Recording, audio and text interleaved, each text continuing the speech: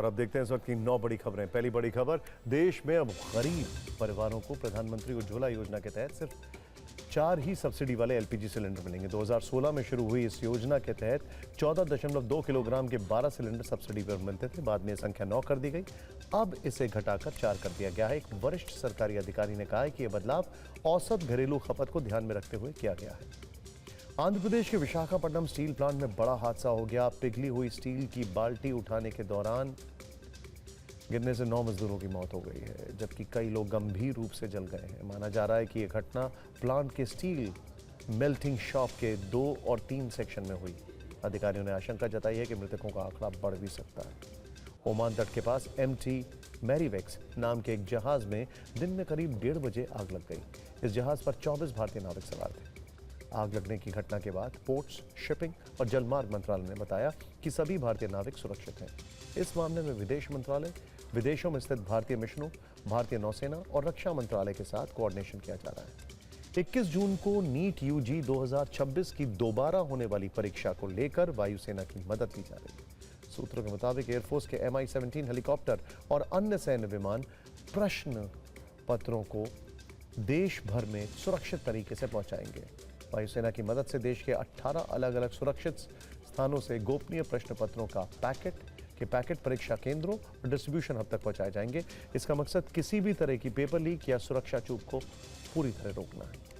Delhi high court ने Lutyens zone की प्रमुख संपत्तियों जैसे पोलो ग्राउंड और जिमखाना क्लब को केंद्र सरकार द्वारा कब्जे में लेने की योजना पर गहरी चिंता जताई है। कोर्ट ने कहा है कि दिल्ली में पहले ही हरित क्षेत्र कम है और ऐसी जगहों को खत्म करना राजधानी के लिए गंभीर होगा।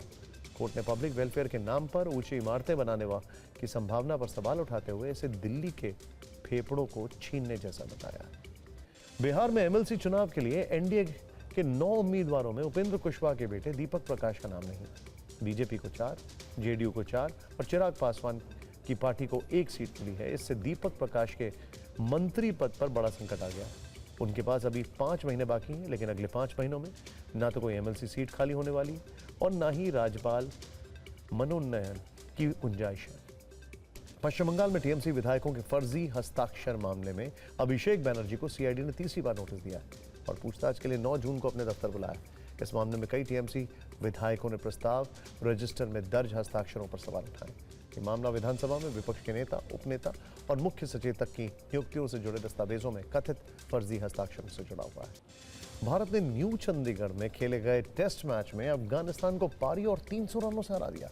यह टेस्ट क्रिकेट में भारतीय टीम की अब तक की सबसे बड़ी जीत है। भारत की पिछली सबसे बड़ी जीत पारी और 272 रन के अंतर से थी, जो 2018 में वेस्टइंडीज के खिलाफ राजकोट में मिली थी। भारत के 564 रनों के जवाब में अफगानिस्तान की टीम दूसरी पारी में 112 रन बनाकर ऑल आउट हो गई और डोमिनिकन रिपब्लिक का ला रोमाना इंटरनेशनल एयरपोर्ट पर एक प्राइवेट जेट दुर्घटनाग्रस्त हो गया। इमरजेंसी लैंडिंग की कोशिश के दौरान विमान रनवे पर उछला और देखते ही देखते आग के बड़े गोले में तब्दील हो गया। हादसे में पायलट और को पायलट की मौत हो गई है। यह विमान ला रोमाना से अमेरिका के टेक्सास जा रहा था।